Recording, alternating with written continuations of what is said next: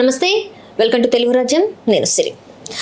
అమరావతిలో కీలక పరిణామం చోటు చేసుకుంది అని చెప్పేసి ఒక వార్త ఏంటంటే, వర్షం నీటి మడుగుతున్న అమరావతిలో పంపింగ్ స్టేషన్ 2కి ఏదైతే టెండర్స్ అయితే ఖరారైపోయిన వార్తలు కూడా మనకు వస్తున్నాయి. సో దీని మీద స్పందించడానికి మనతో పాటు ఉన్నారు ప్రముఖ రాజకీయ విశ్లేషకులు కేఎస్ ప్రసాద్ సార్.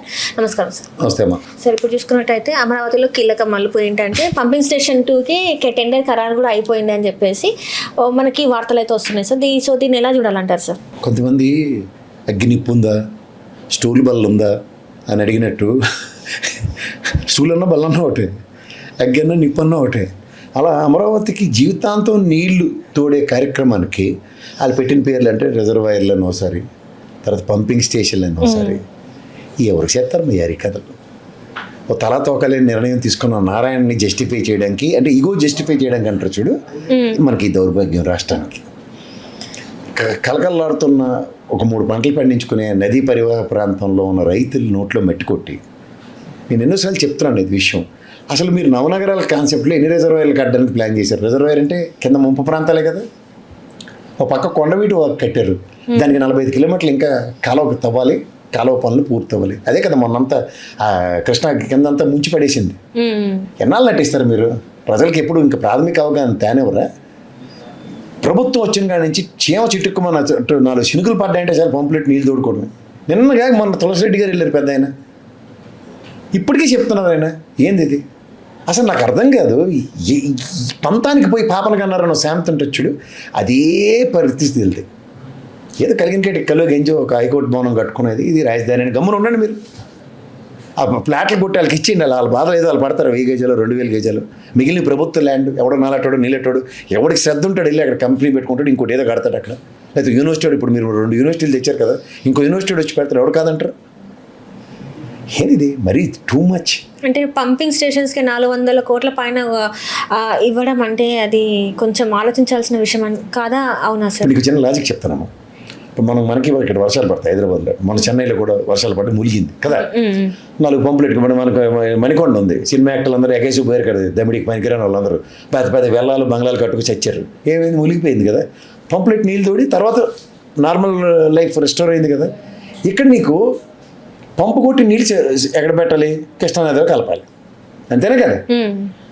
కృష్ణానదికి వరద వస్తే మళ్ళీ ఇటుపక్క కొడుతుందా? అటుపక్క కొడుతుందా? ఇటే కొడుతుంది. మరి ఎన్నాళ్ళు జీవితాంతం ఇదే ప్రక్రియ? కానీ అర్థం ఉంటుంది అసలు ఎవరికైనా? లాజిక్ అన్నది ఎక్కడైనా వాడుతున్నారు ఎవరైనా? మీరేం చెప్పారు? నవనగరాలు ఉన్నప్పుడు ఎన్ని రిజర్వాయర్లు కట్టాలో మీరే లెక్కలతో సైతం చెప్పారు. 9000 కోట్లు లెక్క చెప్పారు. ఏంది ఒక పక్కనే ఏమైనా మనం ఆర్థిక పరిపుష్టితో ఉన్నామో? ఈ పంపు హౌస్ పెట్టి నీళ్ళు తోడమే కదా, దానికి తెలుగులో నేను మాట చెప్పాలంటే నీళ్ళు తోడడానికి 450 కోట్లు నారాయణ గారు స్వాహ. అడిగినోడు లేడనా ఈ ప్రజాస్వామ్యంలో? వాళ్ళకి ఏం ధైర్యంతో ఇప్పుడు ఒకరోజు వర్షం పెడితే ఇది నీళ్ళు వచ్చి మునిగిపోతుంది, దీనికి ప్రత్యామ్నాయం ఏం ఆలోచిద్దాం అన్న దాని మీద పని అవుతుంది. ఇప్పుడు జగన్మోహన్ రెడ్డి అయితే క్లిష్టప్రియర్గా చెప్పాడు, ఇది మునిగిపోయే ప్రాంతంలో నేను కట్టి ఏడిచావాలి ఇంకా. కానీ ఆయన తప్పు కావాలనేది అంటే చేస్తున్నారు. సరే తప్పే. ఏం సెక్రటరీ అక్కడ కాకుండా పోయింది ఎక్కడికైనా? ఉద్యోగులందరూ మళ్ళీ పోయి విజయవాడ పోయి కూర్చుని అద్దె భవనంలో కూర్చొని పనిచేశారా? సచివాలయం ఇంకా తర్వాత కట్టిన అసెంబ్లీ ఉంది, మీరు వెళ్ళి అక్కడ వెళ్ళి వాదించుకొని తెరబడిపోయి చచ్చారు కదా అందరూ. ఇంకెక్కడైనా వేరే ప్రత్యామ్నాయ అసెంబ్లీ హైదరాబాద్లో పెట్టండి అని ఇక్కడికి వచ్చారు. 5 ఏళ్ళు అక్కడే ఉంది కదా. మీరు మొదలెట్టిన కానీ ఇక్కడికే ఇప్పటికే అది ఏడుస్తుంది. హైకోర్టు జడ్జి గారు ఏమైనా నీళ్ళలో రాలేకపోతున్నాను కానీ, లేదంటే ఇక్కడ టీ తాగడానికి కూడా లేదు, క్యాంటీన్ అని లేదు, నేను రోజు డెలిబరేషన్ ఇచ్చాడు ఆయన. జగన్మోహన్ రెడ్డికి ఆయనలో అంతా మీకు అన్ని తీర్పులన్నీ మీకు అనుగుణంగానే ఇచ్చుకుంటే తిరిగారు కదా. అంటే అప్పుడు కూడా ఒప్పుకున్నారు, అమరావతినే క్యాపిటల్ అంటే ఒప్పుకున్నారు. ఆ తర్వాత మళ్ళీ 3 క్యాపిటల్స్ తీసుకొచ్చారు, మోసం చేశారు అని చెప్పేసి. 3 క్యాపిటల్స్ ఏంటమ్మా? ఇప్పుడు వీళ్ళు మాట్లాడలే. ఇప్పుడు ఉదాహరణకి ముంబై, నేను లక్షలు చెప్తున్నాను, ముంబైని ఏమంటాం? ఫైనాన్షియల్ క్యాపిటల్ ఆఫ్ ఇండియా అంటాం. అంటే ఏంటి? నిర్మలా సీతారామన్ గారు అక్కడికి వచ్చి బడ్జెట్ పెడుతుంది ఆవిడ, లేదా రిజర్వ్ బ్యాంక్ గవర్నర్ అక్కడ కూర్చొని వచ్చి నేను ప్రతిదీ రెపో రేట్లు అన్ని ఇక్కడ కరెక్షన్స్ అన్ని ఇక్కడి నుంచే చేస్తాను తప్ప ఇక్కడి నుంచి ఏమైనా కాంట్రాక్టరీ స్టేట్మెంట్స్ ఇస్తున్నారా? ఏంది అసలుకి? ఏమైనా అర్థం ఉంటుందా? ఒక్కొక్క భౌగోళికంగా అక్కడ ఉన్న ఇతిగతులు, సామాజిక స్థితిగతులు ప్రభావితం చేసే ప్రాంతాలకు కొన్ని పేర్లు ఔన్నత్యాలు వస్తాయి. ఇప్పుడు పహల్గామ్ ఇంచుమించుగా స్విట్జర్లాండ్ అంటున్నారు. అంటే ఇటు స్విట్జర్లాండ్ ఇండియాకి వచ్చిందనే? జర్నలిస్ట్ అనే సన్నాసివాదాలు ఉండబట్టి దరిద్రం అసలు. ఫస్ట్ ఆఫ్ ఆల్ సన్నాసులు జర్నలిస్టులు చేసి కూర్చోబెడితే ఆల్రెడీ బహిరంగ మఠాలు ఉన్నాయి మన ఉద్ధరించడానికి, దమ్మిడికి పనికిరండివి. అలాంటి దౌర్భాగ్యులు దాపరించి ఇష్టం వచ్చినట్టు రాతలు, వక్ర రాతలు ఎదుక్కోవాల్సి వస్తుంది నిజమైన వార్త ఏదని. ఇప్పుడు వీళ్ళు మాట్లాడితే ఈయన సొంపుగా ఉంటుంది. దీని మీద ఎవరు మరి ఆ పార్టీకి సంబంధించిన వాళ్ళు మాట్లాడట్లేదు, ఇది ఇంత జరుగుతుంది పార్టీకి మాట్లాడే వాళ్ళ కన్నా కొంతమంది కుల ప్రాతిపదిక మీద మేధావులని ముసుగుల్లో బతుకుతున్నారు ఈ సన్నాసికల్లో. వీళ్ళని ఫస్ట్ ఎట్లా పెడితే సగం ప్రాబ్లం సాల్వ్ అవుతాయి. మెయిన్ కల్ప్రిట్స్ వీళ్ళే. సమాజానికి మంచిగాను చెడుగా చెప్పకుండా అవకాశవాద రాజకీయాలు కులం ముసుగులు చేసే దౌర్భాగ్యులు ఎక్కువైపోయారు. అది మీడియాని కొంతమంది మేధావుల ముసుగులో ఉన్నాయి. అదే ఇప్పుడు ఇలాంటి పనులన్నీ ఇలా జరుగుతుంటే ప్రజలలో వ్యతిరేకత వస్తుంది అని చెప్పేసి కొంతమంది ఆ కూటమి మంత్రులే వైసీపీలో ఉన్న ముఖ్యులకి ఫోన్ చేసేసి వైసీపీలో ఏం కాదు, వాళ్ళు మాట్లాడుకొని వస్తున్నారు కాదంటారా? వాళ్ళు మామూలుగానే పిరికోళ్ళు. వాళ్ళు ఇంకా వైసీపీతో మాట్లాడారంటే ఓ పక్క లోకేష్ వాళ్ళకన్నా వీళ్ళు జీవితంలో తీర్చలేరు, చంద్రబాబు నాయుడు గారు తలుచుకున్నారంటే ఏడు చేస్తారు. వాళ్ళకి భయం వాళ్ళు పిరికి గొడ్డులు. అందుకే నువ్వు జ్ఞాపకం ఉంచుకొని చూసుకుంటే ఒక అనితమ్మ గారు కానీ లేదా లోకేష్ గారు కానీ చంద్రబాబు నాయుడు గారు కానీ మహాయితీ ఇంకోలెవరు ఒకరు పవన్ కళ్యాణ్, వీళ్ళు నలుగురు తప్ప ఇంకేమైనా మంత్రి మాట్లాడడం చూసేవా? ఈ మధ్య పవన్ కళ్యాణ్ గారు కూడా మాట్లాడట్లేదు కదా. ఏదో మాట్లాడతాడు కదా, కర్రలతో కొడతాను, కత్తులు తీస్తాను, కటార్లు తీస్తాను, ఏదో చెప్తున్నాడు కదా నాలుగు కబుర్లు, ఇచ్చుకొని కబుర్లు ఏదో చెప్తున్నాడు కదా అనుగుణంగా. ఈ నలుగురు తప్ప ఎవరన్నా మంత్రి అగ్రెసివ్ నోట్లు అపోజిషన్ పార్టీని క్రిటిసైజ్ చేస్తూ మాడిన ఉదంతాలు చెప్పు. అయిపోయింది. తెలియకుండా నిగూఢంగా భయం అన్నది టన్నులు తీస్తా ఉన్నాడు కూడా భయం మొదలైంది. అదే మన చూసుకున్నట్టయితే పదవి బాధ్యత ఏదైతే ప్రోగ్రామ్ జరిగిందో అందులో చెప్పారు కదా. ఎందుకమ్మా ఇంకా నువ్వు అన్ని పెద్ద ప్రశ్నలు అడుగుతున్నావు. వాళ్ళ అన్నయ్య గారు డైరెక్ట్గా కాంగ్రెస్లో విలీనం చేసినట్టు ఈయన ఇండైరెక్ట్గా అసలు బీజేపీలోనో తెలుగుదేశంలోనో విలీనం చేసి మూడో కంటికి అనుమానం రాకుండా నువ్వు జాగ్రత్తగా గమనిస్తే వాళ్ళ అధికార ప్రతినిధులను ఏ ఛానల్కి పంపించి పార్టీ విధానాలు ఇవి, మా పార్టీ స్టాండ్ టువర్డ్స్ అమరావతి రాజధాని ఏ ఇష్యూ అయినా సరే మాట్లాడడానికి వెసులుబాటు లేదు. This is not Janasena voice at all, మార్కెట్లో లేదు.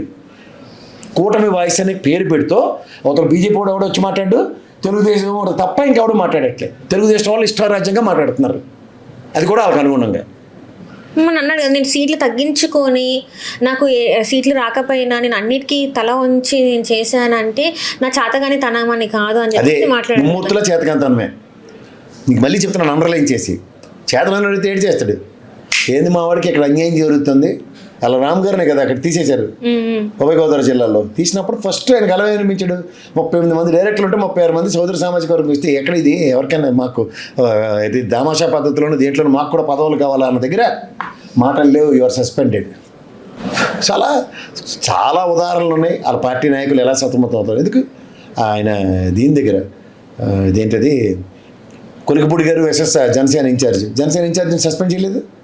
కాళహస్తి బొజ్జల గోపాలకృష్ణ రెడ్డి గారు అబ్బాయి వెసెస్ అక్కడ ఆవిడ ఇన్ఛార్జ్, ఆవిడకి డబ్బులు ఇస్తున్నారు, ఏం చేయాలి అవన్నీ తీసుకెళ్ళి ఆ మర్డర్ కేసులో ఇచ్చారు. ఇవాళ ఆఖరికి బొజ్జల గోపాలకృష్ణ గారు అబ్బాయిని కూడా ఇన్వెస్టిగేషన్ పిలుస్తున్నారు.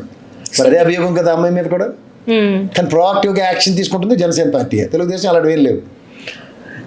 ఇవన్నీ గమనిస్తే నాకైతే అది ఎప్పుడు విలీనం అయిపోయి పైకి నటిస్తున్నారు మూడో కంటికి తెలియకుండా. తూతూ మంతనంగా ఒకసారి జనసేన కార్యక్రమం, ఒకసారి బీజేపీ కార్యక్రమం అన్నట్టు. అంటే కొంతమంది మాట్లాడుతుంది ఏంటంటే ఇది ఆ తెలుగుదేశం పార్టీకి బి పార్టీ, లేకపోతే బీజేపీకి బి పార్టీ అంతే, అందుకే పవన్ కళ్యాణ్ గారు ఏం మాట్లాడట్లేదు, ఏం జరిగినా కూడా ఎంత ప్రజలు ఇబ్బంది పడుతున్నా ప్రశ్నించడానికి వస్తున్నాను నేను అని చెప్పేసి ఈరోజు ఒక్కరు అమరావతి రైతుల గురించి మాట్లాడట్లేదు, కాలేజెస్ ప్రైవేటీకరణ గురించి మాట్లాడట్లేదు, దేని గురించి అంతెందుకు తను వచ్చిన వెంటనే సుగాలి ప్రీతి దాని గురించి మాట్లాడుతున్నారు. ఈరోజు దాని మీద చేతులు ఎత్తేసారని చెప్పేసి ఇంత వాయిస్ వస్తున్నా కూడా తను గట్టిగా ఎందుకు స్పందించలేకపోతున్నారు? ఇప్పుడు సాధారణంగా ఆడపిల్లలకి పెళ్ళైతే ఏమంటారు, భర్త చాటు భార్య కింద మిగిలిపోయింది ఆవిడ అంటారు. అలా రాజకీయంలో కూడా ఒక పార్టీతో పొత్తు పెట్టుకున్న తర్వాత తెలుగుదేశం చెంతన సేద తీరుతున్న జనసేన పార్టీ కింద అభియోగం మోస్తున్న ప్రపంచ చరిత్రలో ఏకైక పార్టీ ఇదే.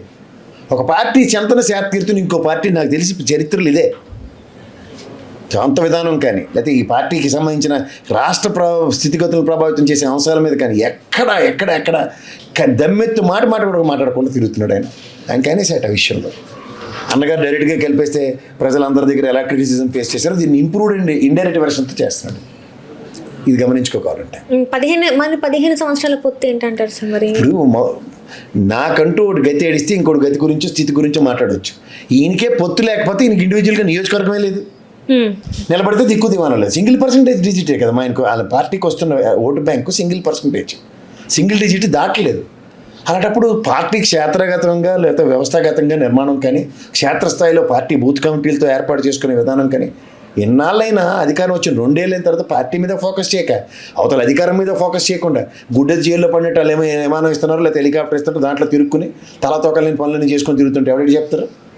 అది కూడా సార్ ఇప్పుడు విమానాల్లో అంటే మీకు గుర్తొచ్చింది ఏంటంటే అస్సలు హైదరాబాద్ టు విజయవాడ టు మంగళగిరి ఇట్లా తిరిగిందే ఉంది కానీ అసలు చేసింది ఏం లేదని చెప్పేసి ప్రజా సొమ్ముతో ఇది కూడా తిరిగింది, ఫ్లైట్స్లలో కానీ హెలికాప్టర్స్లలో తిరిగింది ప్రజల సొమ్ముతో. అసలు ఏం చేస్తున్నారు సార్ ఇంతగానం తిరిగి చేయట్లేదండి. మళ్ళీ ఏడు చేస్తుంటారు. నేనేంటి గౌరవ ముఖ్యమంత్రి గారు చెప్పారు మనం ఏడు చేయట్లేదండి, ప్రజలకు కావాల్సింది మనం ఏం చేయట్లేదని. ఇదే ఇప్పుడు ఈ డబ్బు అయితే మరి ప్రజలదే కదా అదే వాళ్ళు ఇప్పుడు కూడా దబాయి చేస్తారు కదా. లోకేష్ గారు క్లీన్ చిట్ ఇచ్చుకున్నాడు కదా, నాదేం లేదు నా డబ్బులతోనే తిరుగుతున్నాడు. రేపు బడ్జెట్ వచ్చిన తర్వాత తెలుస్తుంది. స్పెసిఫికేషన్స్ ఉంటాయి, ఏ మంత్రి ఎంతంత హెలికాప్టర్ ఎక్కాడు, ఏ మంత్రి ఎన్ని విమానాలు వాడాడు అన్నది. వీళ్ళు ముగ్గురే భారతదేశ చరిత్రలో ఒక క్యాబినెట్ హోదా కలిగిన మంత్రులు హెలికాప్టర్లు విమానాలు వాడడం first ever time which is happening in Andhra Pradesh. And because they are taken it as granted. మీరు నేను ఏం చేయలేమని ధైర్యం. అంటే క్వశ్చన్ అడగమనుకుంటున్నారా? ఎవరిని అడిగితే ఎవరు సమాధానం చెప్తారు? మనం చెప్పారు కదా వాళ్ళు ఏం లేదని. లోకేష్ గారు ఏం లేదని క్లీన్ చిట్ తీసుకున్నాడు ఆయన. మరి ఇప్పుడు ఎక్కడికి వెళ్ళారు సార్? ఇప్పుడు న్యూ ఇయర్ ముందే వెళ్ళిపోయారు, 5 days 6 days ముందే బిఫోర్ వెళ్ళిపోయారు. ఆ తర్వాత చంద్రబాబు నాయుడు గారు వెళ్ళారు. అసలు అధికారికంగా అంటే మామూలుగా ముఖ్యమంత్రి స్థాయిలో ఉన్న వాళ్ళు ఖచ్చితంగా పర్సనల్గా వెళ్ళినా కూడా నేను ఈ స్కెడ్యూల్ నాది ఇది అని చెప్పేసి చెప్తారు. మరి ఇక్కడ ముఖ్యమంత్రి ఇద్దరు కూడా అసలు ఎట్లాంటిది ఏం చెప్పకుండా ప్రకటన చేయకుండా వెళ్ళడం అనేది ఎలా చూడాలంటారు సార్? మరి 2 కళ్ళుతో వార్తుంటే చదవడం, ఆ తపేల ఛానల్లో ఎవడో చెప్పలేదు, అదే నేను విక్కుపోయి అదేంటిది సడన్గా మాయమైపోతున్నాడు అని చెప్తుండు కొత్త కథ. ఎందుకు సార్ ఏ గ్రహానికి వెళ్ళారు అంటుండే, దేశం కాదు ఏకంగా ఖండాలు గ్రహాలు మాడుతుంటాడు. ఇప్పుడు నా కులదైవం, నా ఇంటి దైవం, నా ఇంటి ఇలవేల్పు వెంకటేశ్వర స్వామి అని చెప్పిన చంద్రబాబు నాయుడు గారు ఈరోజు మరి తిరుపతికి ఎందుకు వెళ్ళారు సార్? మొన్న 1 ఏకాదశి రోజు వెళ్ళాలి కదా. అసలు ఇవన్నీ అసలు ఇండియాలో ఉండకుండా వేరే దేశానికి వెళ్ళాల్సిన మన రాష్ట్ర ముఖ్యమంత్రి గారు వెళ్ళారు, మన ముఖ్యమంత్రి ఆంధ్రప్రదేశ్ ముఖ్యమంత్రి గారు అయితే వెళ్ళలేదు. లేరు ఆయన ఇండియాలో లేరు. అదే ఏంటి ఇండియాలో తెలియదు నాకు. స్కెడ్యూల్ నీకేమైనా ఇచ్చారా? సాధారణంగా ముఖ్యమంత్రి గారు విదేశీ పర్యటనలో స్కెడ్యూల్ ఉంటుంది, అది పర్సనల్ ట్రిప్ అయినా సరే, హాలిడే వెకేషన్స్. ఎందుకంటే రాజశేఖర రెడ్డి గారు ఒకసారి క్రిస్మస్కో దేనికి ఆయన విదేశీ పర్యటన ఉంది, వెళ్ళారు హాలిడే ఫ్యామిలీతో. ఈజ్ కేటగరికలీ అసలు ఇది పర్సనల్ ట్రిప్ అని. What's wrong in it? Jaganmohan Reddy గారు కూడా వాళ్ళ పాప కాన్వకేషన్కి వెళ్ళాడు లండన్. వాళ్ళ పాప కాన్వకేషన్కి వెళ్ళినప్పుడు లండన్ ట్రిప్ అన్నారు. వీళ్ళు సెలవులు పొలవులు అనుకుంటే మనవాడి చేస్తాం. అంటే ఆ పార్టీ వాళ్ళకే తెలియదు, ఆ కార్యకర్తలకే తెలియక వాళ్ళు నీళ్లు నమ్ములుతున్న పరిస్థితి. కార్యకర్తలు దాకపోయి పార్టీ వాళ్ళు దాకపోయి చంద్రబాబు గారికి వెళ్తారో వెళ్ళరో తెలియదు. లాస్ట్ మూమెంట్ ఒకటనే ఆయన అలక తీర్చడానికి వెళ్ళాడు ఆయన. ఎందుకు ఇప్పుడు లోకేష్ గారికి మా ముఖ్యమంత్రి పదవి రావట్లేదు అని చెప్పి అవన్నీ మీరు అనుకుంటున్నారు. నేనైతే లోకేష్ గారు అలిగారు, ఆయన అలక తీర్చడానికి చంద్రబాబు దేనికోసం సార్? అలాగే అది ఏదైనా చొక్కగానే ఒక్క గారాలు పట్టి ఆయన బిర్యానీ కావాలని అలగొచ్చు, లేదంటే లండన్లో బిర్యానీ దొరకపోవచ్చు, నాకు బిర్యానీ కావాలని అలిగితే తీర్చడానికి ఆయన వెళ్ళొచ్చు. ఏంటుంటుంది అని నీకు చెప్తే లేకపోతే వార్త ఎక్కడ సబ్స్టాన్షియల్ ఎవిడెన్సెస్తో ఐఎన్పిఆర్ మినిస్టర్ గారు ఎవరో అనౌన్స్ చేసి చెప్తే దాని మీద నేను గంటలు అయితే 5-6 రోజులు విశ్లేషించవచ్చు. తలతోకలేని వార్త అది. వెళ్ళడం అయితే తథ్యం, వెళ్ళాడు విదేశీ పర్యటనకి ఆయన పిల్లలతో వెళ్ళాడు, వాస్తవం. ఇంకేం చెప్తాం మనం అంతకన్నా? ఏ కంట్రీ వెళ్ళాడో తెలియదు, లండన్ అని అయిపోతే ఇక్కడికి చెప్తున్నారు. ఇంకోళ్ళేమో బాలి వెళ్ళారు అన్నారు, ఇంకోళ్ళేమో ఇంకోటి ఏది చెప్తారు. అవన్నీ మన ఎక్కడికి ఏ ఖండానికి ఆ ఖండం హరికథ ఎవడ వల్ల అవుతుంది? Let's be practical. INPR minister ఎందుకు చెప్పలే? గవర్నమెంట్ ఆఫ్ ఆంధ్రప్రదేశ్ డిక్లేర్ చేయాలి కదా, ఇది personal trip. Sir is not so chief minister గారు is not available for so and so period, so and so time. అంటే ఇక్కడ రాష్ట్ర ప్రజలు ఆయన కోసం వెయిట్ చేస్తూ ఉంటారు. రాష్ట్రంలో కొంత ఫంక్షన్ కోసం మనం ఇచ్చారు కదా, అది కూడా ఆయనతో ఎదురు చూసింది ఓన్లీ ఫస్ట్ డే ఫంక్షన్కి, అది ఇచ్చారు కదా. అందుకని దీనికోసం ఇచ్చేసారంటారా? 31st ఒక రోజు ముందే ఇది చర్చి పెడతారు. 1వ తారీఖు చంద్రబాబు గారు లేరని ఇచ్చి మర్చిపోతారు అనుకున్నాడు. ఇంకోటి రాష్ట్ర ఇంటర్వ్యూలో అదే అడిగావు కదా, 31ని ఇచ్చారు సార్ అని. సో ఇవన్నీ ఏంటంటారు? ఎక్కడో ఏదో జరుగుతుంది. ఒకటి మాత్రం థ్యాంక్స్ చెప్పాలి, ₹1 కోటి ఖర్చు మిగిలింది రాష్ట్ర ఖజానాకి. ఎట్లా సార్? చంద్రబాబు గారు వెళ్తే ₹1 కోటి ఖర్చు అవుతావు నియోజకవర్గానికి వెళ్తే. ఓహో అట్లా అంటారా? ఓకే. కానీ చాలా మంది ప్రజలు వెయిట్ చేశారు ఆయన కోసం, ఆయనకు విషెస్ చేయడానికి అని చెప్పేసి చాలా మంది. వాళ్ళందరికీ బొకేలు మిగిలే, సాల్వేలు మిగిలే, కృతజ్ఞతలు మనం చెప్పాలి. థ్యాంక్స్ రా బాబు, మీ డబ్బులు ₹10 మిగిలినది అంతే. ఇంతకుముందు ఇట్లాంటివి ఏ ముఖ్యమంత్రి చేయలేదు. ఇది మొత్తం చెల్లుబాటు అయింది ఓన్లీ చంద్రబాబు నాయుడు గారని ఒక వార్త కూడా వినిపిస్తుంది సార్. నిజమే అంటారా? నిజమే కదా, మళ్ళీ అబద్ధంగా ఎలా చూస్తావు? లేదా ఆయన ఇండియాలో ఉన్నారు, హైదరాబాద్లోనే ఉన్నారు, చెప్పొచ్చు కదా. లేదా విదేశం వెళ్ళారు, చెప్పొచ్చు కదా. ఏది చెప్పినప్పుడు ఏంటి చేయాలి? ఈ అద్భుతం జరిగింది ఆంధ్రప్రదేశ్లో, ఎవరికి చెప్పా పెట్టకుండా గాయబైపోయిన ముఖ్యమంత్రి గారు అంతే. ఇది ఆయనకి ఒక చెడ్డ పేరు తీసుకొస్తానని ఎందుకు చెడ్డ పేరు ఎటు వస్తుంది? ఇప్పటిదాకా ఉన్న మంచి పేరు చెప్తే చెడ్డ పేరు గురించి మాట్లాడచ్చు. ఇది పలానా మంచి పేరు అని చెప్తే చెప్తాం. ఈ 18 నెలలు 19 నెలల పాలన పాటు జగన్మోహన్ డేట్ చేసిన అంతా ఈయన ఖాతాలో వేసుకోవడానికి తప్ప ఇంకేమైనా తాపత్రయపడ్డాడు ఆయన? చెప్పు. 5 సంవత్సరాల గూగుల్ అబద్ధం పచ్చి అబద్ధం. గూగుల్ తీసుకొచ్చి అదాని డేటా సైన్స్ అదానియే మొహం మీద ప్యానెల్ చేసి వెళ్ళిపోయాడు. ఇంకేంటి మళ్ళీ నేను కొత్త కథ చెప్పి నువ్వు కొత్త కథ చెప్పి ఏం చెప్పాలి? అడ్మినిస్ట్రేషన్ పరంగా గౌరవ ముఖ్యమంత్రి గారే కలెక్టర్ కాన్క్లేవ్లో ఈ measurable failure of our governance అని చెప్పారు. దానికి నేను కితాబులు ఇచ్చి అలా ఎలివేషన్లు ఇచ్చడానికి ఆ తప్పేల ఛానల్ కాదు కదా మంది. 5 సంవత్సరాల కాలంలో చేయాల్సిన అప్పులు కేవలం 18 నెలలు కూడా కంప్లీట్ అవ్వక ముందే అప్పులు చేశారు. సరే, అప్పులు ఎందుకు బడ్జెట్ పెట్టేలోపు నాకు తెలిసి 3,10 కోట్లు ఎంత అప్పు చేసేస్తారు. అసలు ఆ అప్పు ఎందుకు చేశారు? మరి నిధులు అంటే రాష్ట్రానికి ఏమైనా చేశారా, లేకపోతే హామీ పథకాలు ఇచ్చారా, ఏమైనా మీరు చెప్పినవి చేశారా అంటే అది కూడా మంత్రులు మాట్లాడట్లేదు. దీన్ని ఎలా చూడాలి సార్ అసలు? ఇవన్నీ నీకు రేపు అక్కడ ఆంధ్రప్రదేశ్ గవర్నమెంట్ నుంచి ఈ యూట్యూబ్ ఛానల్కి మెయిన్ స్ట్రీమ్ ఛానల్ అందరికీ అలా రాజేంద్ర ప్రసాద్ సినిమా సీడీలు అందరికీ పంచుతారట. ఆ ఒక్కటి అడక్కని అది చూసుకుని తరించడమే. మీరు ఏం చెప్పాలమ్మా? మనం అందరూ రోజు మాట్లాడుకుంటుంది. అదే వాళ్ళు ఏం చేస్తారు చెప్పంటే వాళ్ళ దగ్గరికి ఎవరి దగ్గర సమాధానం లేదు. ఒక్కరైనా మాట్లాడలేదు కదా సార్. ఏం మాట్లాడతారు? ఒక మంత్రి లేకపోతే ఏం మాట్లాడతారు?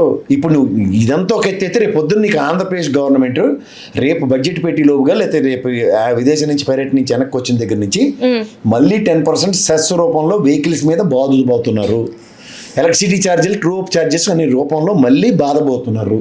వాళ్ళు ముందే చెప్పారు బాదురే అని. అదంతా జగన్మోహన్ రెడ్డి బాదురే అనుకుంటే మనం పొరపాటు పడ్డాం. మాట తిప్పని చంద్రబాబు నాయుడు గారు ఆయన రాగానే మాట నిలబెట్టుకున్నారు. మిమ్మల్ని అందరినీ బాది చూపిస్తామని. కేంద్ర ప్రభుత్వం నుంచి రూపాయి దమ్మిడి కూడా ఎంగిల్ చేతితో కూడా కాకిని కొట్టలే ఈ తుఫాను బాధితులకి తక్షణ సాయంకి. ఏం మాడాలి ఇంక దీని గురించి? ఏం మాడాలి? దేనికి కూటమి కట్టి ఎందుకు పనికిరాని బీజేపీని సేకరించుకొని మాకు గోరుమదులు తినిపించుకుంటే దేనికి తినిపిస్తున్నారు వాళ్ళకి? వారి వల్ల ఏమీ ఉపయోగం లేదు. బీజేపీ వల్ల రాష్ట్రానికి ఉపయోగం లేదు. బుద్ధి జ్ఞానం ఎవరికైనా ఆంధ్రప్రదేశ్ ప్రజలు ఉంటే ఓటేసినందుకు సిగ్గుపడమనాలని నేను మొమాట లేకుండా చెప్తున్నా. పలానా చేసింది బీజేపీ ప్రభుత్వం చెప్పమను. వాళ్ళ సంపద సృష్టించుకోవడానికి, వాళ్ళ సంపద సంపాదించడానికి నేషనల్ హైవేలు వేస్తున్నారు. టోల్ గేట్లు పెట్టి మన రక్తమే తాగుతున్నారు. ఎవరికి కోసం? కార్లు వేసుకుని వెళ్ళేవాడికి హైవే, కారులో తిరిగేవాడికి హైవే. వాడు పెట్టుబడిదారుడైనా కొంచెం డబ్బులు ఉన్నాడే కదా. మా అయితే అబ్బో మిడిల్ క్లాస్ వాడు ఉంటాడు. అవునా కదా? వాళ్ళ గురించి ఆలోచించే ప్రభుత్వం. మనకైతే సామాన్య ప్రజల ప్రభుత్వం ఏది? స్టేట్ రోడ్స్ కూడా టోల్ ట్యాక్స్ కడతారట. కట్టమని ఇవే ఆయన చేయబోయే బాదురే next separate Amaravati to Hyderabad రోడ్లు 6 లైన్స్ కాస్త 8 లైన్స్ ఈ ఆల్రెడీ నాకు అర్థం కాదు. ఇప్పుడు అమరావతి నుంచి హైదరాబాద్ కనెక్టివిటీ ఎందుకు? అమరావతి నుంచి శ్రీకాకుళం కనెక్టివిటీ వల్ల ఇప్పుడు కనెక్టివిటీ అంటే ఎగేసుకుని వీళ్ళు రావడానికి హైదరాబాద్లో చూడాలి. అప్పుడు ఉల్లంఘన ఎంప్లాయీస్ కోసం బస్సులు వేశారు అమరావతి ఎక్స్ప్రెస్లని. అలాగే ఇప్పుడు 6 ట్రాక్ రోడ్లు, ఫార్ములా 1 రేస్ కార్లు. మాకెందుకు హైదరాబాద్ కనెక్టివిటీ ఎందుకు? నాకు still I can't understand. We real looking for a connectivity. It needs to be up to Amaravati నుంచి శ్రీకాకుళం నుంచి ఇటుపక్క అనంతపురం, ఇటుపక్క ఆలూరు, కుప్పం అవన్నీ వేసుకోకుండా what is this non sense?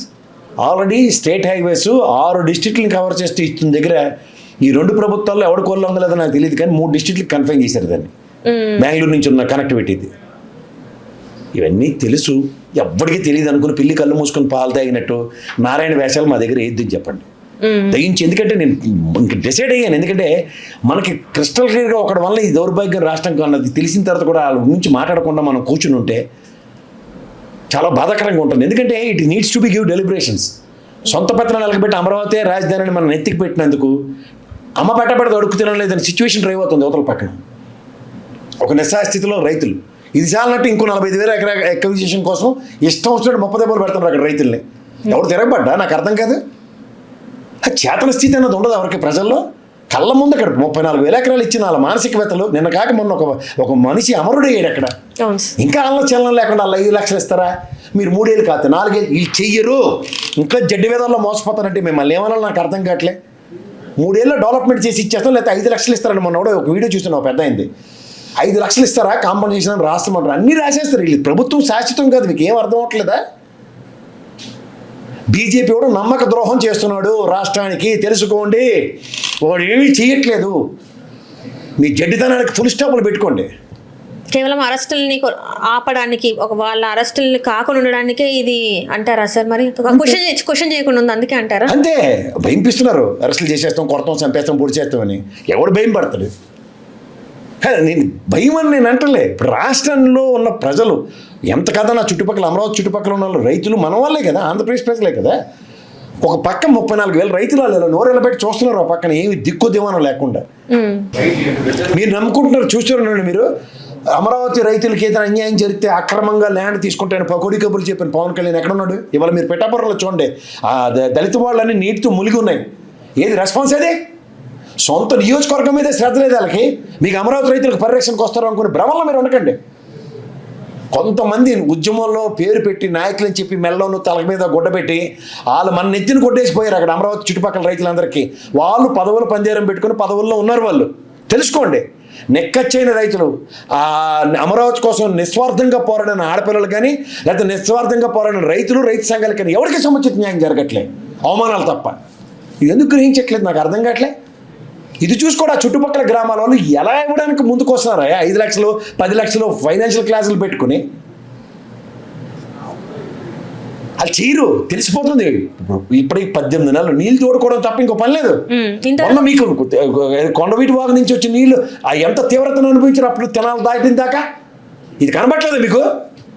అని అట్లా చూసుకుంటే ఇదంతా ఒక ఎత్తు అయితే సార్, మళ్ళీ ఇప్పుడు కృష్ణా జలాల గురించి ఇక్కడ తెలంగాణలో గొడవలు. ఇది వల్ల ఇది గిమిక్కం, ఇది ఈ పని లేక వాళ్ళకి పని లేక అట్టర్ నాన్సెన్స్. అది ఎపెక్స్ మీటింగుల్లో కూర్చుని ఆ నీటి నిల్వలు నిష్పత్తుల మీద తేల్చుకుని మాట్లాడమనండి. వీళ్ళకి ఒకళ్ళ మీద ఒకళ్ళకి కడుపు మంటలు, ఏడుపులు, పెడబొబ్బలు, వీళ్ళకి శాతకంతాను. దీనికి పట్టుకుని కేసీఆర్ మీద ఆడడం, అక్కడ జగన్మోహన్ రెడ్డి మీద ఆడడం, వీళ్ళందరూ కలిపి వెళ్ళి ఆంధ్రప్రదేశ్ మీద ఆడడం, ఆంధ్రప్రదేశ్లో వచ్చి తెలంగాణ మీద పడేయడం. ఇది తప్పేం లేదు. మొదటి సంవత్సరం ఈ విభజనలో ఈ కాంగ్రెస్ వాడు బీజేపీ కలిపి మనకి నెత్తి వాయించిన ఈ 2 రాష్ట్రాలకి ఏ నీటి నిష్పత్తులు ఉన్నాయో అవే దిక్కుమాల నిష్పత్తులు ఇప్పటికి కూడా. అంతకుమించి వీళ్ళు ఏం చేసి చచ్చింది లేదు కేంద్ర ప్రభుత్వం నుంచి. జలవనరుల శాఖ మంత్రి కూర్చోబెట్టారు 2 ముఖ్యమంత్రులు ఈ ప్రాతిపదిక మీద హెన్స్ఫోర్త్ డేస్. కావేరీ జలాల తగులు తమిళనాడు కర్ణాటకకి ఇంకా పోలే, మనం కొత్తగా దాపరించాము వాళ్ళ నెత్తికి. వాళ్ళదే క్లియర్ ఉన్నప్పుడు మనది ఎక్కడ ప్రైవేటైజేషన్ ఇస్తారు వీళ్ళు? కృష్ణ మనకి చుట్టూ తిరిగిపోతూ ఉంటుంది, తెలంగాణకి దిక్కే కృష్ణ. గోదావరి చుట్టూ తిరుగుతూ ఉంటుంది. అక్కడ లోపలికి ఈ మధ్యన ఏదో ఆ గతంలో రాజశేఖర గారి ధర్మం, తర్వాత వచ్చిన కేసీఆర్ గారి ధర్మం, బొక్క నీళ్ళు వస్తున్నాయి. ఏంది ఇది? నికర జలాలు ఎంత, నీటి నిష్పత్తులు ఎంత, ఈ కథలన్నీ అందరికీ తెలుసు. దాని గురించి ఇప్పుడు అసెంబ్లీలో చర్చ. పోలవరమే కట్టరు, తీసుకెళ్ళి బంగాళాఖాతంలో కలపడం తప్ప ఇంకో పనే లేదు వాళ్ళకి. అంటే పోలవరంలో ఉన్న నీళ్లు పాలమూరుకి యూజ్ చేసుకోవచ్చు అని చెప్పేసి చెప్తున్నారు కదా. వినివాడు వెర్రివేదోలైతే చెప్పివాడు వేదాంతులని ఒక దిక్కుమాల సామెత ఉంటుంది. అరే నాకు అర్థం కాదు, పోలవరం గురించి ఎవరికైనా తెలుసా? తెలియకుండా మాట్లాడుతున్నారు ఒక్కొక్కడు. ఎక్సెస్ వాటర్ ఏదైనా వస్తుందో, బ్రిజేష్ ట్రిబ్యునల్ కూడా మనకి అదే పోతిరెడ్డిపాడు హైడ్ రెగ్యులేటర్ నుంచి నీళ్ళు తీసుకెళ్తారు తెలుసు కదా. పిల్లి తుమ్ములు తొండి రాజశేఖర రెడ్డి గారు పెద్ద పెద్ద తుమ్ములు కూడా పట్టుకెళ్ళిపోయారు. బ్రిజేష్ ట్రిబ్యునల్ ఇచ్చింది ఏంటి తెలుసా? ఫ్లడ్ వాటర్ని, ఎక్సెస్ వాటర్ని, అంటే మనకి చూడు శ్రీశైలం డ్యామ్కి 380 అడుగులు దాటి వస్తుంది చూడు, అప్పుడు తీసుకెళ్ళడానికి. అప్పుడు అది ఇప్పుడప్పుడు అట్లా అవ్వాలి. ఎన్నిసార్లు వస్తుంది నీకు నాకు మనకి తెలివి వచ్చిందా కానీ ఒక ఎన్నిసార్లు జరిగి ఎన్నిసార్లు అద్భుతాలు అయిపోయింటాయి. అలా అయితే రాయలసీమ రతనాలసీమ అయిపోతుంది. ఇంకో దిక్కు లేదు, అది కృష్ణా నుంచి పెన్నా నుంచి వెళ్ళవలసిన నీళ్ళు. అది మోసం చేయడానికి ట్రై చేస్తున్నారు, ఎందుకు మభ్య నీకు చెప్తున్నాను కదమ్మా. ఎంతమందికి దీని మీద అవగాహన ఉంటుంది చెప్పు. అలా మా ప్రకాష్ గారు ఉంటారు ఇక్కడ, ఆ మానవుడు ఒక్కడికే తెలుసు ఇక్కడ ఏం జరుగుతుందో నీటి విలువ వీటి మీద. ఆ మానవుడి వీడియోలు ఎంతమంది చూస్తారు చెప్పు? లేదు అసలు ఎందుకు చూడరు? వెళ్ళడం కాబట్టి. ఇవాళ Uttam Kumar Reddy power point presentation ఇస్తాడు, మీకు అర్థమయ్యే భాషలో చెప్తాను.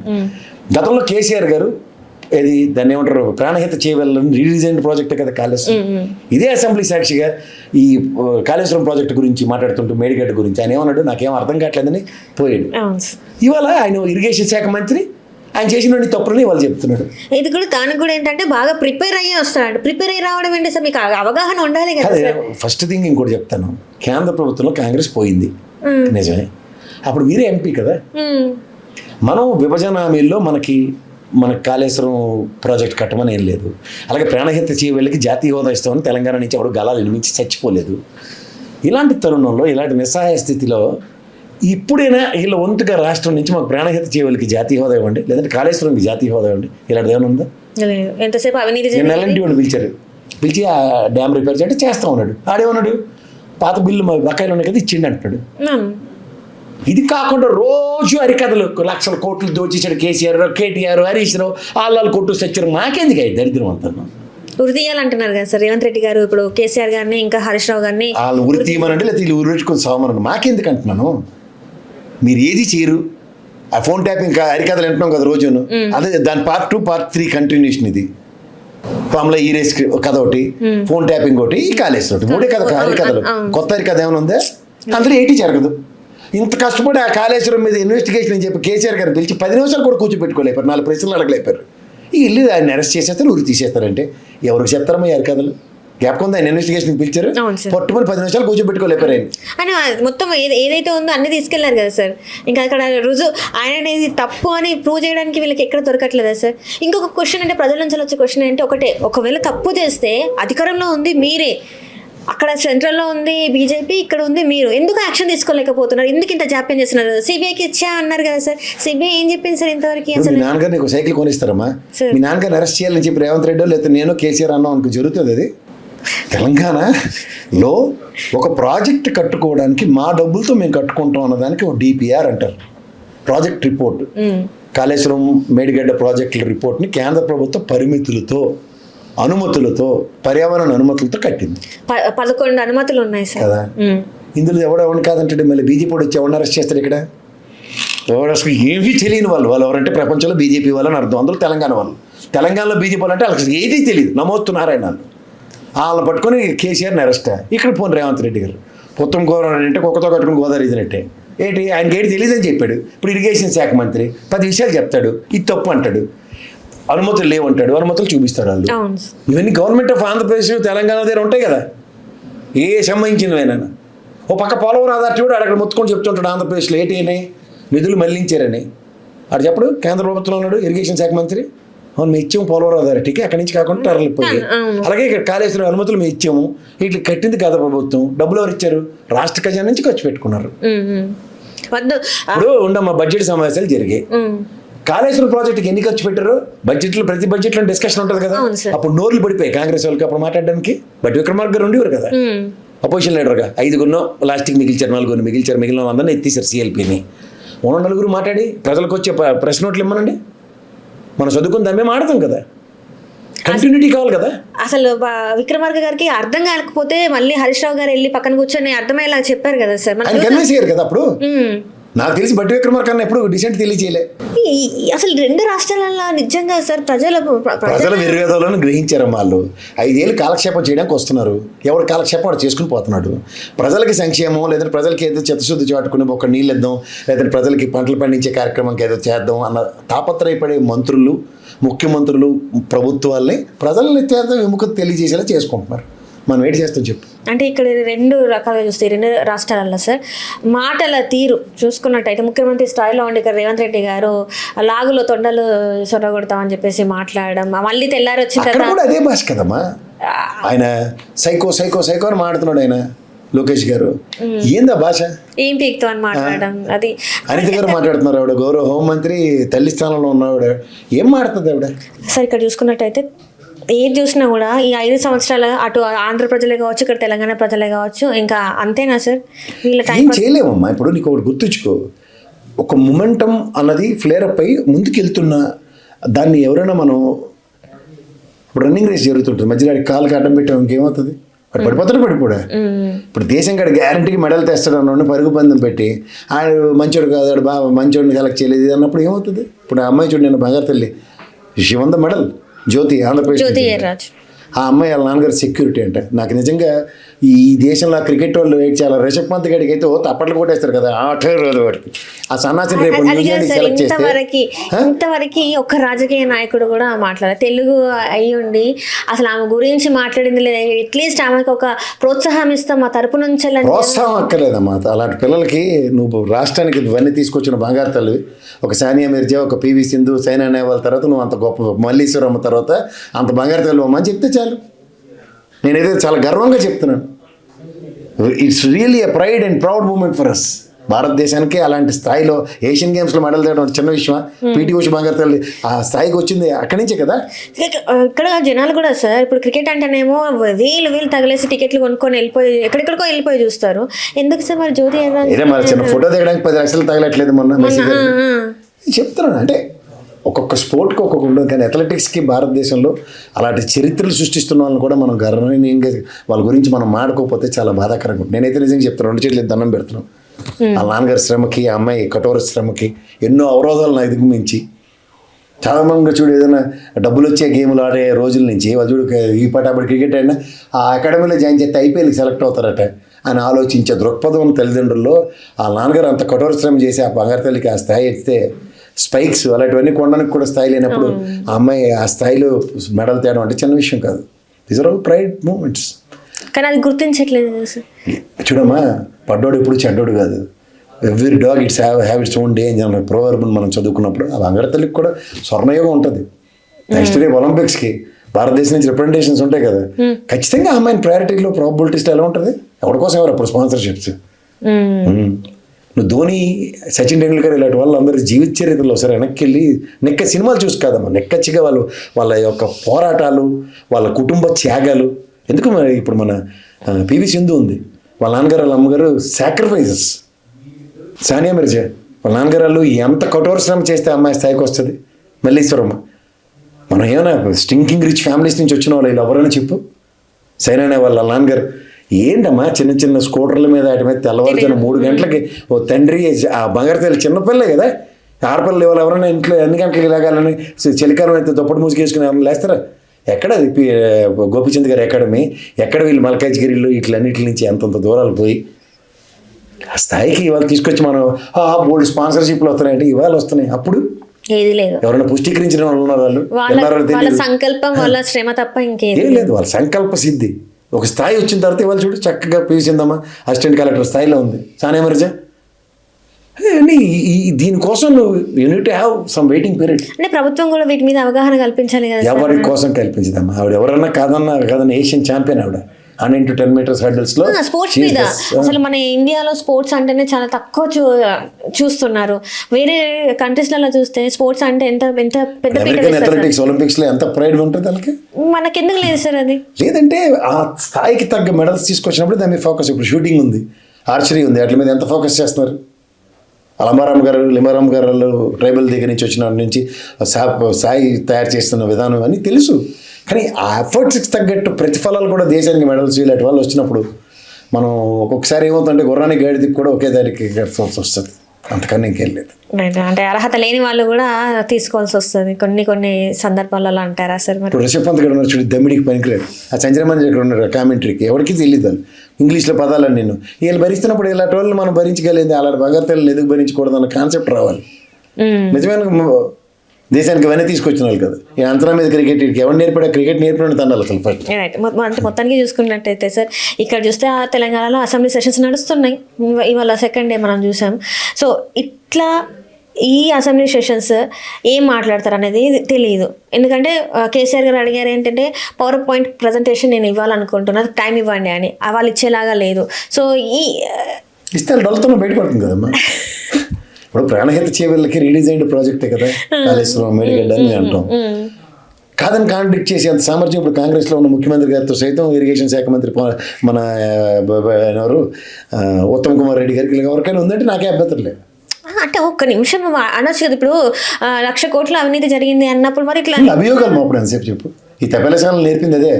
ఎవరైనా ముందు నువ్వు బదనాం చేసి వచ్చు, తర్వాత అది నిజమని ప్రూవ్ అయిన తర్వాత ఇంకో ఇమీడియట్గా షార్ట్ కట్ తీసుకుంటారు. ఓకే, ఒక 5 minutes 10 minutes లేకపోతే ఒక 15 minutes సార్ ఇస్తా, ఏదన్నది నిజాలు తెలిసిపోతాయి కదా సార్. అంత భయం ఎందుకు? ఎవరికి తెలియలేదు? ప్రజలకి ఆల్రెడీ తెలిసిపోయి వాళ్ళు ఎత్తిపోతల పథకం అందరికీ తెలిసిపోయింది. నువ్వు 2 ఏళ్ళు ఆగితే అన్ని కథలు బయటకు వస్తాయి. ఇప్పుడు అయితే స్ట్రాంగ్ వార్నింగ్ అయితే ఇచ్చారు కదా సార్ కేసీఆర్. అయితే ఏమన్నారు, నేను ఫీల్డ్లో ఉంటా ఇప్పటి నుంచి ఈ 2 ఏళ్ల కాలం. ఇక్కడ ప్రెజెంటేషన్ అక్కర్లే, రేపు పొద్దున ఆయన సంకల్ప సభలు పెడుతున్నాడు. అవును సార్. అక్కడ ప్రతి దగ్గర ఒక 1/2 గంట సేపు పవర్ పాయింట్ ప్రెజెంటేషన్ ఇచ్చాడు, స్క్రీన్లు పెట్టి. వాళ్ళు ఆల్రెడీ టెక్నాలజీని బ్రహ్మాండంగా అడాప్ట్ చేసుకున్నాడు కేటీఆర్. మన ఇక్కడ జూబ్లీ చూపించాడు కదా, అది అక్కడ ప్రజలకు అందరికీ ఇచ్చాడు. ఆ పర్టికులర్ ప్రావిన్సెస్ లోనే కదా కండక్ట్ అయ్యే సభలు. నేను కూడా ఆయనకి సజెషన్ ఇంకా చెప్తున్నాను సార్, అక్కడే పవర్ పాయింట్ ప్రెజెంటేషన్ ఇవ్వండి సార్, ప్రజలకి ఇవ్వండి. వాళ్ళకెందుకు? మీరు ఎంత కష్టపడి ప్రెజెంటేషన్ ఇచ్చినా ఉత్తమ్ కుమార్ రెడ్డికి అర్థం కాలేదని చెప్తాడు. దానికి ఆయనకి ఎందుకు కష్టపడి చెప్పడం? అంటే ఇక్కడ చూస్తే 4th సిటీ మనం చూసాం, సమిట్ జరిగింది, కమిషనరేట్ చేశారు. అది అవసరం అంటారా సార్? మరి అదే మరి ఏంటి అవసరం ఇప్పుడు ప్రయారిటైజేషన్స్ ఇంపార్టెంట్ ఉంటాయి కదా. ఇప్పుడు సామెత ఉంటుంది, గుండుకు తెలియదంటే బూర్లు ఉండవే పిల్లవా అన్నట్టు. 4th సిటీ హ్యాపెనింగ్ కావాలా? ఎగ్జిస్టింగ్ సిటీలో ఉన్న పారిశుద్ధ్య కార్యక్రమాలు ఇట్లాంటి మీద ఫోకస్ కావాలా? ఇట్లాంటి దృష్టిలో పెట్టుకొని రాబోయే రోజులు కాలం నిర్ణయిస్తుంది. Right sir. Thank you so much sir. Hello, Telugu రాజ్యం ఛానల్ చూస్తున్నారా? సామాజిక, రాజకీయ, జీవన చిత్రణే తెలుగు రాజ్యం. అతిశయోక్తులు, అసత్యాలు ఉండవు. రాజకీయ కోణం కాదు, ప్రజా కోణమే కొలబద్ద. తెలుగు రాజ్యం వీక్షణ మీ ఉత్తమ అభిరుచికి నిదర్శనం.